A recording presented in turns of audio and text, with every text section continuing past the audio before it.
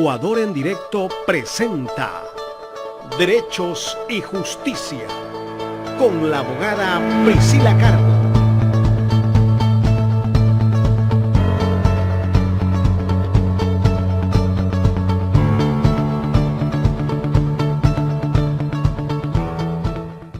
¿Qué tal, amigos, oyentes y televidentes de Ecuador en Directo? Un placer estar con ustedes en la inauguración de este nuevo espacio, un espacio que está dedicado a la parte legal. Les damos la cordial bienvenida al programa Derechos y Justicia, que estará a cargo de la abogada Priscila Carbo, con quien justamente en esta mañana de este día martes les damos la cordial bienvenida a todas las personas que se están conectando a nuestras redes sociales. En este momento le damos la cordial bienvenida a la gente que está conectándose por el canal de Facebook Live a través de Ecuador en Directo, por el canal de YouTube también de Ecuador en Directo, por el canal de los abogados que también están conectados, del Frente Unido de Abogados del Guayas, que están conectados también a través de Derechos y Justicia. Saludamos con la abogada Priscila Carbo, que es la conductora y la directora de este espacio. ¿Cómo está, abogada? Bienvenida a este nuevo programa. Mil gracias, Jaime. Buenos días. Gracias a todas las personas que se conectan en este momento a los distintos enlaces que están conectados, a todos los colegas de la provincia del Guayas, del país. Muy buenos días y gracias a este portal digital, Jaime, por la apertura que nos dan en este espacio, que en los momentos que vive el país consideramos que es muy necesario. Por supuesto, en este momento que la gente quiere saber, necesita una ayuda legal, necesita una orientación. Yo creo que este tipo de espacios deben de darse no solamente en este medio, sino en todos los medios de comunicación, porque de alguna manera a veces la gente necesita una ayuda de un profesional en la parte legal, en este momento que el país está viviendo una situación bastante crítica. Yo le quiero hacer una pregunta: ¿cómo así se decidieron por hacer un programa legal, el Frente Unido de Abogados del Guayas? Como lo dijimos en la introducción, porque los momentos por los que está atravesando el país es altamente importante, muy necesario los espacios jurídicos, no para polemizar. Considero que respecto de los temas legales que pasan en el país y ante el exceso de información y hasta cierto punto de información incorrecta, inequívoca, que corre en las redes sociales, donde la opinión pública se expresa, sentencia, acusa, sentencia, y determinados casos emblemáticos se han tornado mediáticos, es necesario, es importante que los que sabemos derecho, que los técnicos en derecho, que somos los abogados, nos pronunciemos técnicamente respecto de estos casos. Por supuesto, abogada. Antes de entrar a un tema que sí me gustaría tratarlo previo a empezar la entrevista que vamos a tener en este espacio, eran dos invitados, pero lamentablemente nos llamó a excusarse el doctor Mario Velázquez. Con él íbamos a tratar la justicia que queremos, por una situación de última hora que se le presentó con una hija del doctor Mario Velázquez. Pero sí estará con nosotros el doctor Ramiro García Falconi. Él es el presidente de la Federación de Abogados del Ecuador. Con él vamos a tratar justicia y corrupción, que es otro tema que yo creo que a la gente le interesa muchísimo. Abogada, hablemos sobre el tema que la gente lo ha sentenciado en los medios, en las redes. A veces los periodistas se creen que son jueces y fiscales. Yo no comparto, yo soy periodista, pero no comparto esa posición de muchos colegas que creen que porque a través de hacer mediático un tema, ellos pueden sentenciar o hacer una presión mediática para que los jueces fallen o no a favor de ciertos temas. El tema de Roberto Malta, la persona que fue atropellada en Urdesa por una persona que dicen que iba en estado etílico, bueno, son supuestos, pero en todo caso, haya estado o no en estado etílico, pues la persona fue atropellada y después fallece. ¿Qué criterio merece esta situación que se ha hecho viral en las redes sociales y que se sentencia a la jueza de una manera mediática? A ver, ahí hay una situación indiscutiblemente, se da una situación, hay un atropellamiento, yo he escuchado criterios de algunos colegas y mantienen dos corrientes, eso no lo vamos a comentar en este momento, pero el tema álgido respecto de esta situación es la sustitución de la prisión preventiva que dictó la jueza a favor de la señorita, que presuntamente es quien ocasiona el accidente. Aquí hay una cuestión. Existe una una incorrecta interpretación de la opinión pública. La prisión preventiva no es una sentencia ni una condena anticipada. La prisión preventiva es una medida de excepción, de última instancia, de última ratio, es decir, lo correcto en derecho, que es para garantizar la presencia del imputado, del procesado dentro del proceso. No es para cumplir una pena, no es para condenarlo, eso es en el inicio de la investigación. Entonces, la prisión preventiva la pide el fiscal. ¿Y el fiscal a quién se la pide? Se la pide al juez de la causa. Y el juez de la causa es quien tiene que conceder o negar la prisión preventiva. Evalúa.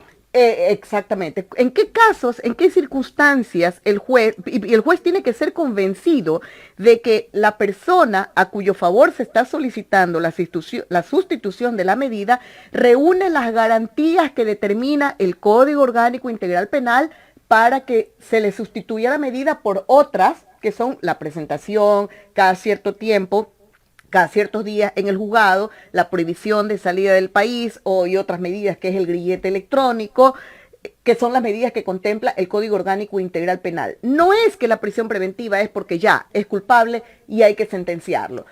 A mí me gustaría, y yo más bien hago otro tipo de pregunta en el caso específico del señor Malta, más allá de la tragedia que viven ambas, aquí son 3 familias las que están afectadas, la familia Malta, la familia CAD, la familia de la señorita presuntamente causante del accidente. Es una tragedia, y para la sociedad ecuatoriana es una tragedia para todos. Pero no podemos acusar y no podemos sentenciar antes de que se evacúe el debido proceso. Hay que observar el debido proceso, que esa es la oportunidad que tienen las partes de ser escuchadas en juicio. Eso lo establece la Constitución de la República. Hay un comunicado que emite la Fiscalía General del Estado, me parece que es el día domingo, me parece en la tarde, o el día lunes en la mañana. Después de que fallece el señor, lamentablemente el señor Malta, y la Fiscalía como que una especie como que descarga su responsabilidad. Y el contenido, si leemos el contenido ¿Pero por qué se da esto? ¿Por la presión mediática? Por la presión mediática. Si leemos el contenido del comunicado de la Fiscalía General del Estado, sí, es sentido, es bonito, pero yo me pregunto, ¿y la Fiscalía General del Estado presentó recurso de apelación al auto fiscal que niega la prisión preventiva? No hizo nada. No hizo nada. No hizo absolutamente nada. Y voy mucho más allá. Los jueces, yo no estoy hablando, no estoy justificando a ningún juez, no quiero que se me malinterprete, no estoy justificando la conducta de los jueces. Que hay corrupción, no podemos tapar el sol con un dedo. Pero la pregunta es, ¿quiénes son culpables? ¿Los jueces o los legisladores que fueron los que hicieron la ley? La ley no la hacen los jueces únicamente aplican todos los recursos que están contenidos en la ley. Pero ¿quiénes hacen la ley? La ley se aprueba en la Asamblea Nacional. Esa asamblea, que todos la conocemos, diezmera, discapacitada, amarradora. Y no estoy diciendo nada que los medios de comunicación no hayan recogido. Es público, llena de... Hay gente capacitada, hay legisladores capacitados, pero lamentablemente son la excepción cuando debería ser la regla. Faranduleros, payasos, diezmeros... discapacitados. Entonces, abogado, ¿usted no cree que cuando se hacen leyes que tienen que ver con el tema, todas las leyes que se hacen en este país, deben de haber, yo creo que un alto porcentaje de los legisladores tienen que ser abogados? No solamente tienen que ser abogados, puede ser un líder político que no sea abogado. Pero que tengan conocimiento. Pero que tenga sus asesores, deben ser no solamente abogados, deben ser abogados que sepan de derecho, deben ser abogados capacitados. Ahí tenemos los resultados de todas las leyes que tenemos nosotros. Una de esas, el Código Orgánico Integral Penal, que lamentablemente es y yo me atrevo a decirlo, es un código lamentablemente prodelincuencial. lamentablemente. Hay una serie no voy a decir artificios, sino una serie de recursos de los cuales las personas que están involucradas en procesos penales pueden hacer uso de ellos y es legal porque está en la ley. Pero ¿estamos favoreciendo a quién? A la justicia, estamos favoreciendo al derecho, estamos favoreciendo a las víctimas. ¿Qué estamos haciendo realmente con esa legislación? Es importante ahora, no estoy haciendo una cuña política absolutamente para nadie, pero es importante ahora que los ecuatorianos, yo siempre lo digo y es uno de los temas que nos hemos propuesto tratar aquí, empoderamiento ciudadano. Nosotros, los comunes ciudadanos, todos los ecuatorianos debemos ser conscientes de la altísima responsabilidad que tenemos en el momento que vayamos a dar nuestro voto en las urnas. En el 2021 nos preparamos para elegir legisladores. Pero tenemos que tener cuidado a quienes vamos a llevar a la Asamblea Nacional. Hay que analizar. Tiene que ser un voto pensante.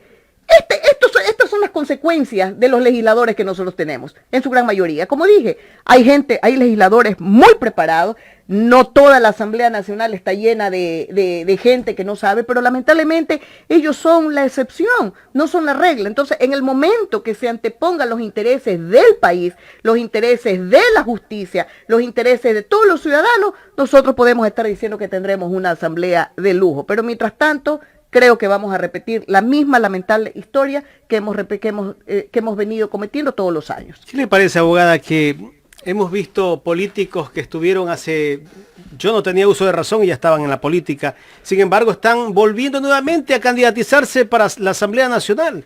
He visto casos de políticos que han sido concejales, han sido alcaldes, han sido prefectos, han sido legisladores. Bueno, les han faltado ser presidente de la República. Están volviendo nuevamente a ser candidatos a asambleístas. Esto es inaudito. Yo digo, se les está coartando a los jóvenes, que sí, jóvenes talentosos que pueden ir a la asamblea y pueden hacer algo. Se están resucitando ciertos cadáveres políticos. Así es. Voy a ser cruda. Se están resucitando ciertos cadáveres políticos y algunos que estaban en el olvido. No creo que se esté coartando la oportunidad de los jóvenes, porque en su mayoría no hay jóvenes.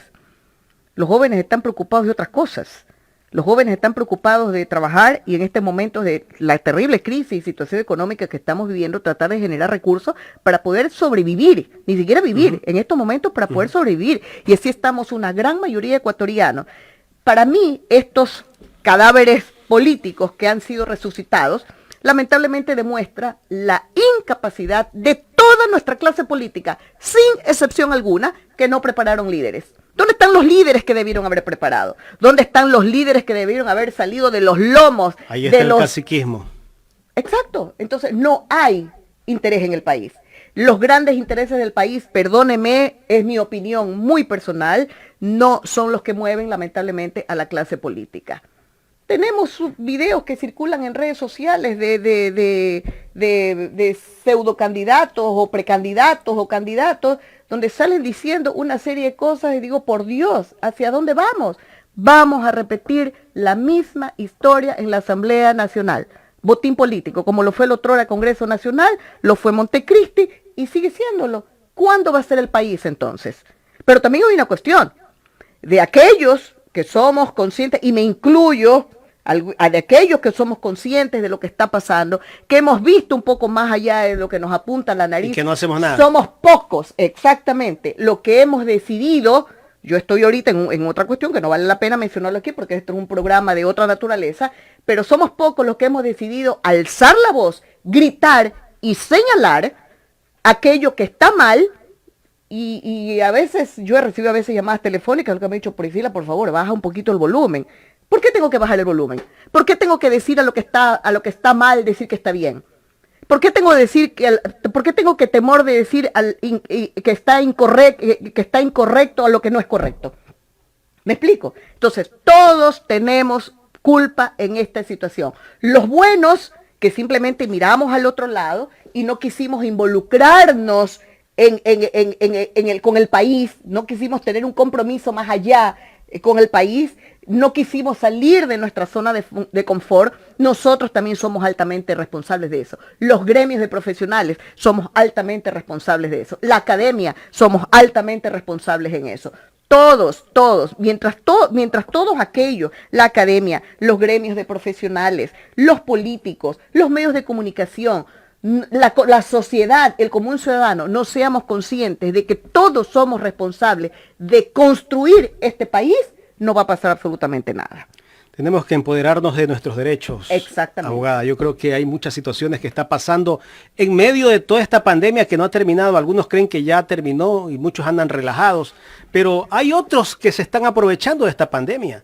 El sistema financiero está haciendo lo que le da la gana, está cobrando tasas de intereses elevadas, siguen cobrándole a la gente. Bueno, en fin, por lo menos veo por ahí a un defensor del pueblo que está haciendo algo en este país, que por lo menos quiere defender los derechos de los ciudadanos, que las instituciones como la Superintendencia de Bancos no hace nada, hay una Superintendencia de Economía Popular y Solidaria que tampoco hace nada, al pueblo le están metiendo la mano al bolsillo y la gente de verdad que está callada. Ojo, nosotros estamos hablando de que por esta situación que es mundial, no es privativa del Ecuador, no es exclusiva del Ecuador, hemos tenido que ir a la justicia digital, los servicios digitales, todo digitalizado. Y el gobierno nos premia grabando impuestos a todos los servicios digitalizados. Por Dios, sabemos que los niños, que en este momento, voy a tocar un sector sensible, la educación, sabemos que en este momento no hay clases presenciales. Porque obviamente por medidas de seguridad no pueden haber clases presenciales. Las clases son digitales. Las plataformas se van a cobrar. Las instituciones educativas que bajan plataformas, que usan ya sean las plataformas libres o que tienen que contratar plataformas para poder poner a las órdenes de sus alumnos, esas plataformas las pagan. ¿Quién finalmente va a pagar el costo de esa plataforma, del uso de esa plataforma? Los padres de familia. Las investigaciones, ya no se puede ir a la biblioteca, hay que navegar en el internet, hay que ver programas en estos canales educativos, servicios que van a ser grabados. Entonces, seguimos los ecuatorianos pagando los errores y las desgracias de los gobernantes. Abogada, para cerrar el tema con el caso Roberto Malta, a la jueza se le hace una sentencia mediática y esto ha desencadenado de que, bueno, por ahí escuché a la presidenta del Consejo de la Judicatura, también dice, yo no puedo hacer nada porque la Corte Constitucional emitió un decreto que para juzgar a un juez que ha actuado mal en derecho, tiene que haber un juez superior. Entonces aquí, este tema me gustaría tener un criterio suyo como abogada y que nos explique bien cómo es esto. A mí eso me parece una ligereza del Consejo de la Judicatura haber realizado, aprovechándose de esta situación, para hacer un comunicado de ese tipo y polemizar sobre este tema. Se han mezclado dos cosas que no tienen absolutamente ¿qué se busca? nada ¿Lavarse las que ver. manos? Lavarse las manos. Lavarse las manos. Como la misma doctora Maldonado lo ha repetido en infinidad de ocasiones, el Consejo de la Judicatura es el órgano de administración, control y disciplina del Consejo de la Judicatura. Pero en el aspecto de disciplina, considero que este Consejo de la Judicatura, el que preside la doctora Maldonado, ha sido muy cuidadoso en aplicar el error inexcusable. No es que no lo ha aplicado, sí lo ha aplicado, el error inexcusable, pero ha sido cuidadoso entre comillas, a diferencia del Consejo de la Judicatura, el de triste recordación, el del doctor Gustavo Jal, que ahora desfila por la academia hablando de la independencia de la administración de justicia, cuando ellos fueron artífices de la metida de la mano a la justicia. Entonces ahora son los adalides de la independencia de la administración de la justicia. Y es público, conocido, los abogados cuanto más y los operadores de justicia que fueron en algún momento víctimas, con razón o sin razón, eso no lo vamos a comentar en este momento, se les aplicó, fueron destituidos por error inexcusable. Básicamente ese era el causal que se les aplicaba. El error inexcusable, que nadie alcanza a definir exactamente cuál es el error inexcusable. Eso es de acuerdo en determinado momento era de acuerdo a ciertos intereses y era una manera de persecución a los operadores de justicia y para sacarlos no solamente de un proceso, para destitución de la función judicial, para sacarlos del puesto. ¿Qué es lo que sucedió? La Corte Constitucional emitió un fallo hace pocos días indicando que para aplicar el error inexcusable, el dolo y la negligencia manifiesta, es necesaria una declaración judicial. Es decir, y eso es lo correcto, porque el Consejo de la Judicatura no tiene facultad para poder expresarse sobre los aspectos jurisdiccionales. ¿Cuáles son los aspectos jurisdiccionales? La libre decisión que tiene el juez, mejor dicho, la libertad que tiene el juez para poder emitir tal o cual criterio. Esa es la independencia de la administración de la justicia que lamentablemente no existía. Entonces, porque enseguida te caía el Consejo de la Judicatura. Exactamente, entonces y al siguiente ya estabas afuera. Claro, entonces resulta que a determinada parte no le gustó el fallo del señor juez, a favor o en contra, eso no lo vamos a discutir, entonces queja ante el Consejo de la Judicatura. Venía ahí el amigo, el compadre, el amarre, entonces error inexcusable, destituido el juez o sancionado con suspensión. O hasta prisión. O a lo mejor hasta un proceso penal, porque el fallo, la decisión, no fue del agrado de cierta parte, entonces se utilizaba las relaciones con el Consejo de la Judicatura. ¿Me lo estoy inventando? No, digamos las cosas como son. Ese es el problema que tenemos los ecuatorianos, eso es el problema que aún tenemos los abogados, inclusive, que no decimos las cosas como son y no llamamos las cosas por su nombre. ¿Y ahora cómo le abren un proceso a un juez? Bueno, él tiene que ponerse, se hace la denuncia o la queja en contra del juez. ¿Quién denuncia? Y es la persona que ha sido afectada la o que ha familia sido vulnerada. de Malta. En este caso, Malta. En este caso. Y tiene que poner tiene que poner la queja ante su superior, ¿verdad? Y tiene que haber un informe judicial en el que se analice. Es que el juez es el que analiza a otro juez.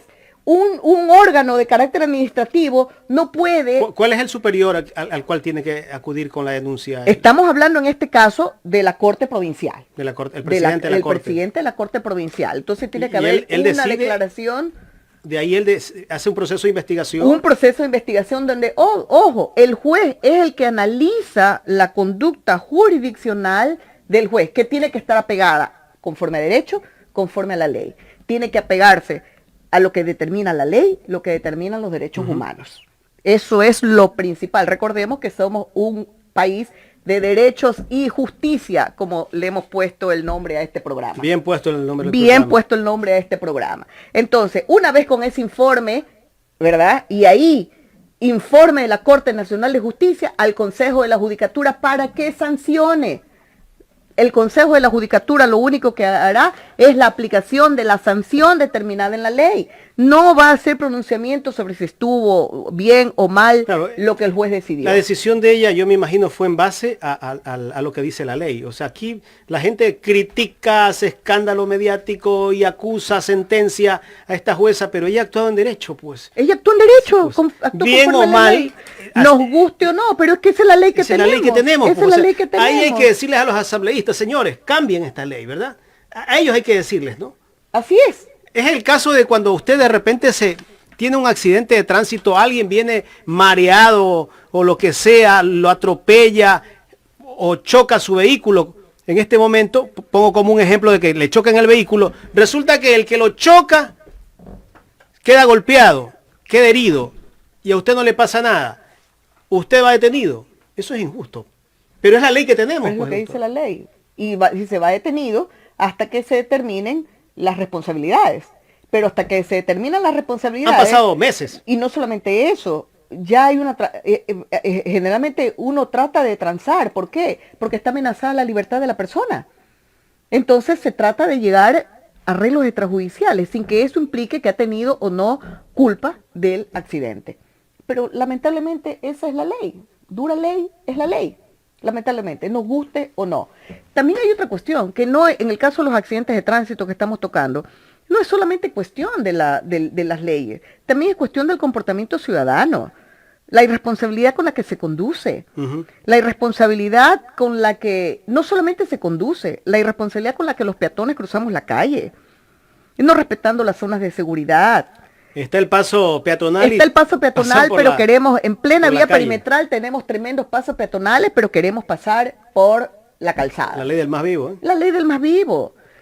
Voy sin cinturón de seguridad, el agente de tránsito nos llama, y qué es lo que la mayoría, no vamos a decir, ay, pero estoy acusando a los ecuatorianos, si somos unos santos. ¿Qué es lo que realmente se dice? Arreglemos. ¿Y por qué arreglemos? A mí en algunas ocasiones me han llamado los agentes de tránsito y he tenido que reconocer la falta, sí, una la hice, dije no viene nadie, hago esto, y el vigilante esperándome, la agente de tránsito con los brazos abiertos al otro lado, ni siquiera espero que me pida licencia y matrícula, cíteme, y el arreglemos no existe, cíteme, porque si no seré yo la que lo denuncie en asuntos internos. Si cometí una infracción, tengo que pagar la consecuencia de esa infracción, la consecuencia económica. Nosotros los ecuatorianos tenemos que ser conscientes de que cuando nosotros salimos a las calles, yo recuerdo la primera vez que compré mi vehículo, mi hermano me dijo, y mi padre, me llamaron, nos sentamos en la mesa del comedor, donde generalmente nos reunimos toda la familia, y recuerdo que mi padre y mi hermano me dijeron, ten mucho cuidado, porque el vehículo puede ser un arma con el que puedes dañar mucho a una persona y puedes hasta quitarle la vida. Entonces nosotros debemos ser cautelosos. Personas que les encanta la velocidad, pisas el acelerador, el rango de velocidad moderada son 100 kilómetros en carretera, vas a 120. No. Hay una cuestión que a mí me llamó la atención. Un día tenía que ir a la cabecera cantonal por la vía, y decidí salir por la vía Salitre-San Borondón, para llegar hasta la T de las Maravillas, que es un tiempo mucho más corto desde el sector donde yo estaba, y me di cuenta que todos los radares ya no funcionaban. ¿Y qué pasó? Los han baleado a todos. Los han dañado. Balearon los radares, porque esa es una vía buena, pero es una vía de segundo orden, entonces les dispararon a los radares para que no funcionen los radares. Y algunos los han sacado. Y algunos los han sacado. Eso no puede ser. Abogada, vamos a hacer un corte y vamos a regresar con nuestro invitado, el doctor Ramiro García, aquí en Derechos y Justicia.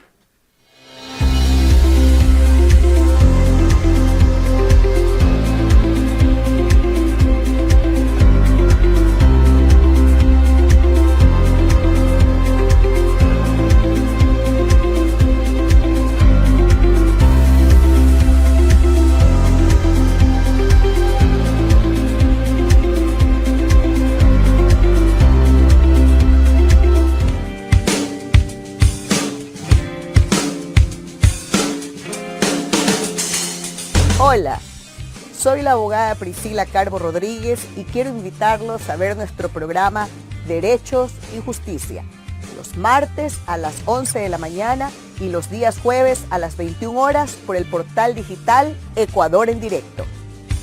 Derechos y Justicia por Ecuador en Directo.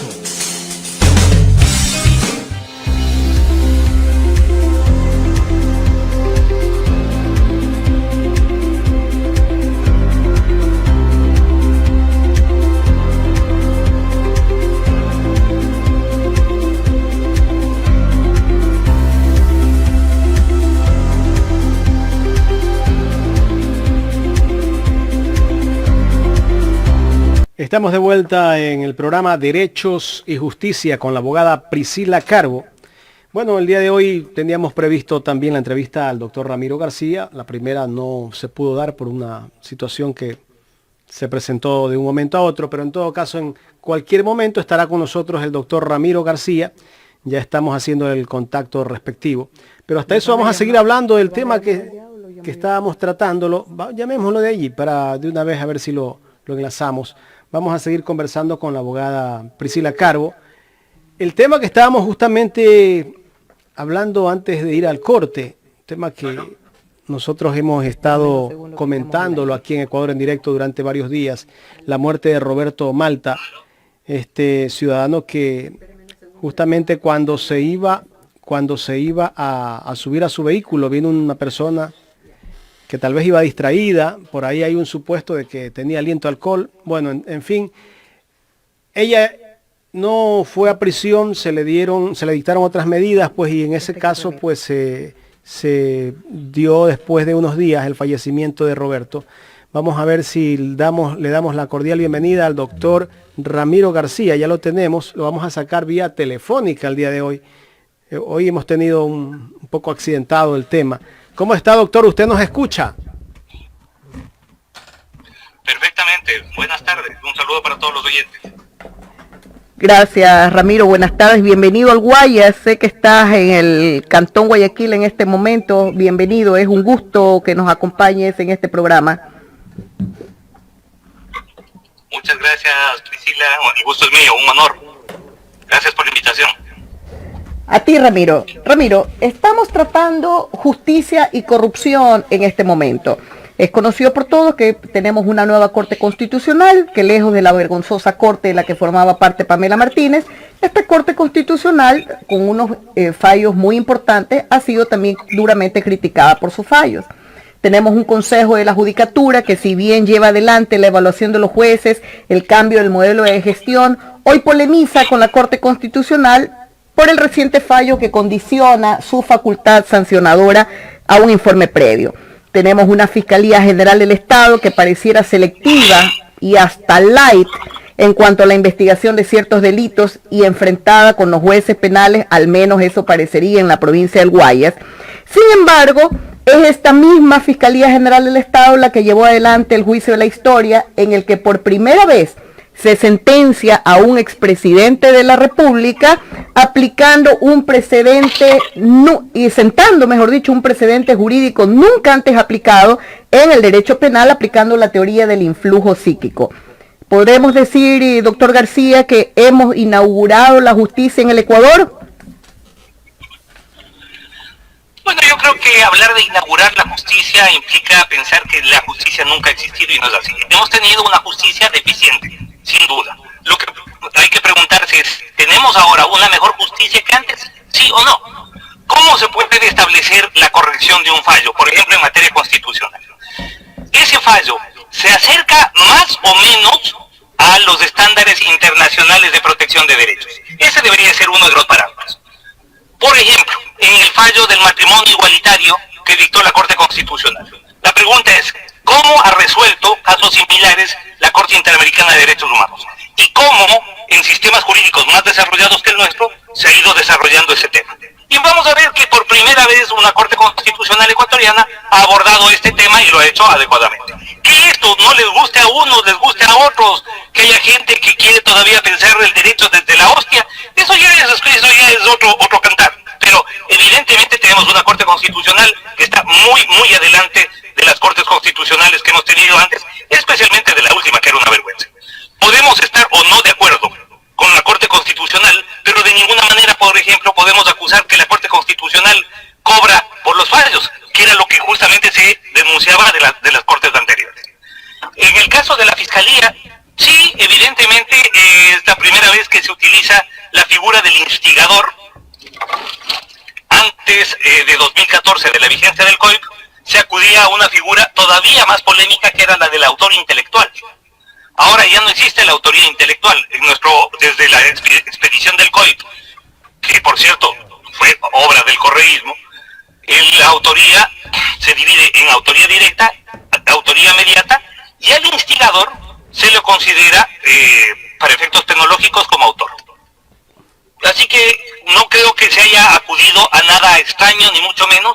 El problema no es la figura jurídica que utiliza la Fiscalía, sino que un montón de abogados acá, que además se supone que ejercen y deberían conocer temas de derecho penal, no tenían idea de qué es esto. Entonces, cuando Fiscalía habla de un influjo psíquico, que es como se define por parte de los autores más importantes del derecho penal a la instigación, le sonó casi a cartomancia o a magia, ¿no? Pero no es así. Para explicar el tema y que los televidentes que nos ven y nos escuchan tengan un poquito más clara la película, el instigador es aquella persona que determina a otro a la comisión de un delito. No tiene el control total, influye psíquicamente en la otra persona para que cometa el delito. Por ejemplo, si yo estoy en un bar y una persona empieza a insultarle a un amigo mío que está conmigo en la mesa, y yo le digo, oye, ¿por qué no le metes un tiro a este tipo? Y el otro va y le mete un tiro. Entonces, ¿qué es lo que he hecho yo? Yo no le proporcioné la pistola, ni le obligué físicamente a hacerlo, pero influí psíquicamente en el autor directo para que cometa un delito. Esa es la figura de la instigación, que además es muy vieja en otros sistemas. Aquí en el Ecuador, por los jueces no se la ha utilizado desde casi nunca, por no decir nunca. Es el primer fallo que yo conozca, al menos, que a nivel de Corte Nacional ha utilizado la figura del instigador. Me parece además una adecuada. Recordemos que hubo un debate muy fuerte entre Fiscalía sobre la figura de autoría que debería aplicarse. Hay que recordar que Fiscalía planteó la autoría por dominio de organización, es decir, la autoría inmediata por control de una organización delictiva. Los jueces de Corte Nacional se decantaron por la teoría tradicional de autoría y consideraron que no todos eran autores, sino que hubo dos que eran instigadores, en este caso Correa y Glass, y los otros, los autores directos, eran los funcionarios que habían recibido los sobornos o que habían entregado los contratos a cambio de los sobornos.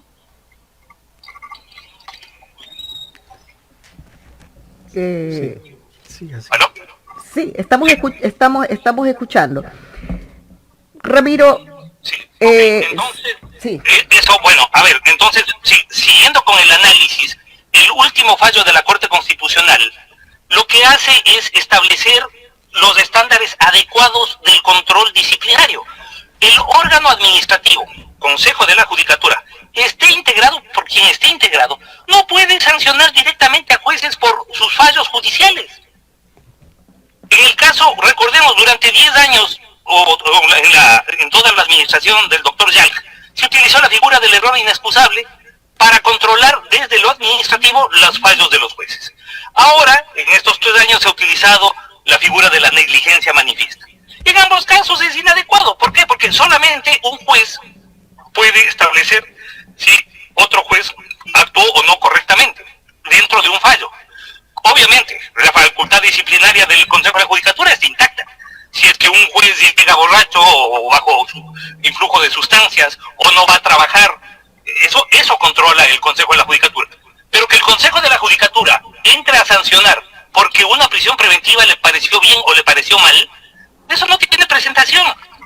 Como gremio de abogados, nosotros hemos luchado por la independencia judicial, y de los primeros que tienen que ser independientes los jueces es de sus controles administrativos, porque es a través del control disciplinario, del control administrativo, donde se socava de forma permanente la independencia judicial. Totalmente. Así que a mí me parece totalmente adecuada la decisión de la Corte Constitucional en ese sentido. De acuerdo. Una cosa es la disciplina de carácter administrativo y otra es totalmente distinta, es la independencia de la administración de justicia, pues que lamentablemente a partir de enero del 2011, con la metida de mano a la justicia, que es año de triste recordación para el país, pues no era precisamente lo que veíamos y se mezclaron las dos cosas. Pero ¿qué seguridad tenemos los ecuatorianos si aún en tribunales y juzgados y en el mismo Consejo de la Judicatura, en mandos medios, tenemos a funcionarios del correísmo? A ver, el problema no es que sean correístas o no sean correístas. Prácticamente el 90% de los funcionarios y de los jueces que están actualmente en ejercicio fueron ubicados en los últimos 13 años. Es decir, de alguna manera han sido de una vertiente correísta. Pero ese no es el problema. El problema radica en establecer estructuras que no permitan al juez una actuación adecuada y más aún una actuación independiente. Si es que el juez tiene que estar, independientemente que sea correísta o no sea correísta, que eso es lo de menos, pero si el juez, para emitir un fallo, tiene que estar pensando no tanto en el derecho, sino en qué dirá el Consejo de la Judicatura y si será que les van a sancionar o no, pues entonces el juez no tiene independencia. El problema no está en el modelo de gestión, el problema está en el modelo de control disciplinario. Y yo creo que la resolución de la Corte Constitucional en mucho ayuda a que exista una verdadera independencia judicial. Independencia judicial que está en riesgo todo el tiempo y que además ahora tiene otro tipo de influencias. Por ejemplo, redes sociales, medios digitales. Y sin embargo, pues ahora los jueces tienen que verse abocados a un escrutinio público mucho más fuerte. Aún más, ahora con la utilización de medios telemáticos al ser los procesos públicos, con seguridad de que al corto o mediano plazo iremos hacia audiencias transmitidas a través de órganos digitales y y con eso pues vamos a tener una mucho mayor publicidad. Ramiro, si quisiéramos determinar cuáles son los principales cambios que se han dado en la justicia ecuatoriana, ¿cuáles podríamos señalar? Bueno, en primer lugar, yo creo que el tener una corte constitucional de muy buen nivel académico, muy buen nivel profesional, es una garantía en un Estado cuya constitución construye todo el andamiaje jurídico desde el principio de supremacía constitucional. Yo creo que esto ha sido adecuado.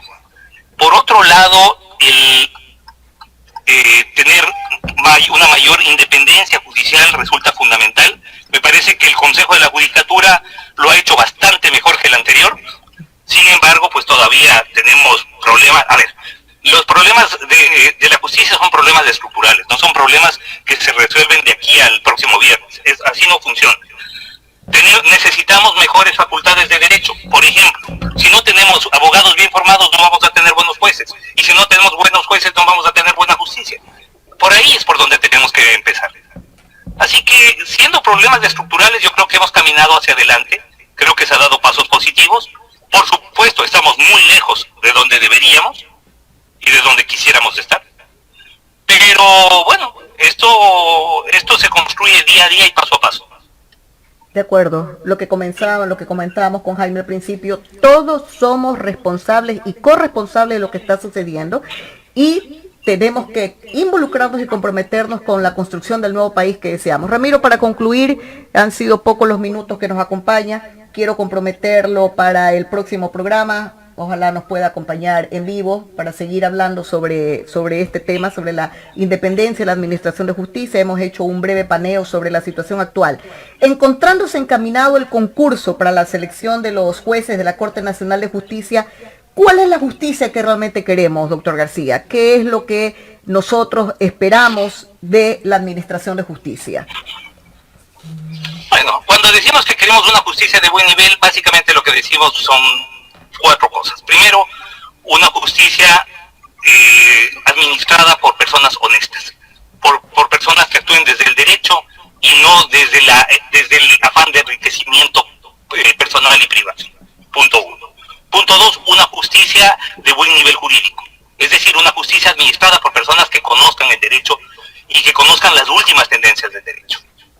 3, una justicia que se acople a los estándares internacionales de protección de los derechos humanos. Es decir, una justicia que parta no solamente del control de constitucionalidad, que hoy por hoy es bastante bueno, sino también del control de convencionalidad. Es decir, una justicia que vaya de la mano de las decisiones del Sistema Interamericano de Derechos Humanos. Y 4, y fundamental, una justicia independiente, una justicia que no esté sometida a ningún poder político, a ningún poder fáctico. Eso es fundamental. Una justicia en donde los jueces resuelvan de acuerdo a derecho y no de acuerdo al aplauso de la mayoría o a cuántos likes quiero tener en una red social. Así que yo creo que esa es una tarea muy grande, es una tarea permanente y en la que tenemos que involucrarnos todos, ¿no? Gracias, doctor García, por los breves minutos que nos ha dado. Sé que está estacionado en alguna calle del Cantón Guayaquil para poder haber cumplido con esta entrevista. Como dije, lo comprometo para el siguiente programa, para el programa de la próxima semana. Coordinaremos después interno. Y resumen, ¿cuál es la justicia que queremos los ecuatorianos? Y creo que ese es el clamor de todos. Sobre todo, una administración de justicia independiente. Jueces independientes, comprometidos con la justicia, comprometidos con la ciudadanía, comprometidos con hacer el bien, no comprometidos con el dinero ni el enriquecimiento fácil. No estamos diciendo que todos los jueces, que todos los administradores de justicia lo son. Hay jueces altamente capacitados en las cortes del país, en los juzgados y tribunales del país, pero que son la excepción, cuando ellos deberían ser la regla general. Necesitamos jueces, no solamente es el título de abogado, ni el cúmulo de cartones académicos, la maestría, el posgrado. Necesitamos que ese conocimiento que está en los cartones lo veamos reflejado en las sentencias, no en los copy-paste. Recordemos, doctor García, que el repositorio de la Corte Nacional de Justicia no existía, no estaba al día. Recuerde que ese fue un logro de la Federación Nacional de Abogados del Ecuador, de que el repertorio, el repositorio de sentencias de la Corte Nacional de Justicia sea subida al sistema SADG. ¿Y qué fue lo que se encontró? En su mayoría, copy-paste, es decir, que la jurisprudencia nacional es copy-paste de otros fallos y de fallos internacionales y cosas bajadas del internet. Y eso no puede ser. Nosotros tenemos que producir derecho. Y la academia es altamente importante. El doctor García es vicedecano de la Facultad de Jurisprudencia de la Universidad Central de Quito.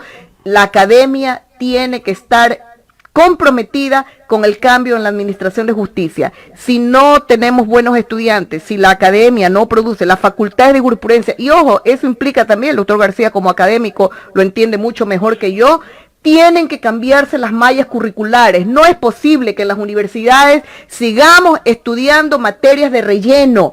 Tenemos que, si estamos en un Estado constitucional de derechos y justicia, nosotros debemos ir, las mallas curriculares deben ir a la par, como bien lo menciona, con los estándares internacionales, y no tenemos que hacer nada nuevo. Todo lo determina la ONU, los parámetros para la administración de justicia se encuentran claramente establecidos en la ONU y es una obligación que todos tenemos que conocerlo. Gracias a quienes nos acompañaron en este momento, el doctor García que continúa en la línea.